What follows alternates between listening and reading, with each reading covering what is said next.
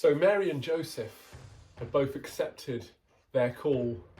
They had both accepted that they would be part of God's great plan. God had chosen people whose hearts were in the right place, who were looking to follow him, looking to be obedient. And at this point, there came a census. Now you might think, what does a census mean?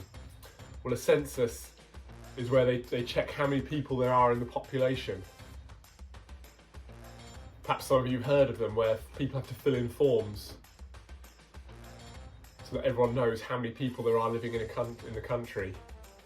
Well, at this point, the Roman Emperor decided to call a census of the entire Roman world. What was the name of this emperor? We'll hear about him in just a moment. He called a census and asked the people to return to the places of their birth. Perhaps you might think, if this was the case today, where would you have to return to? If you're like me, you'd have to travel all the way to the south of England. Or you might say, I can stay here in Newport, I'm okay. Or even some of you might have to go to the other side of the world, depending on where you're living and where you were born. But this would happen for Mary and Joseph, because Joseph was there from the line of David and had to return to the place of his birth. Who was the emperor who called them to do so?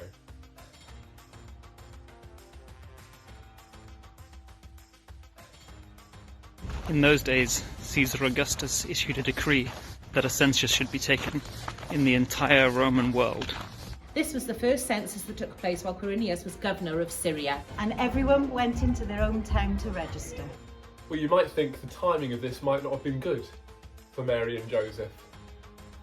Expecting a baby and had to make this journey back to the town of Joseph's birth. But they did so. And tomorrow we'll hear a bit more about that journey.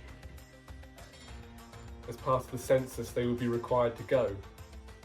But not only would they return, would they go to this town, but also this would mean the words of the prophets would be fulfilled.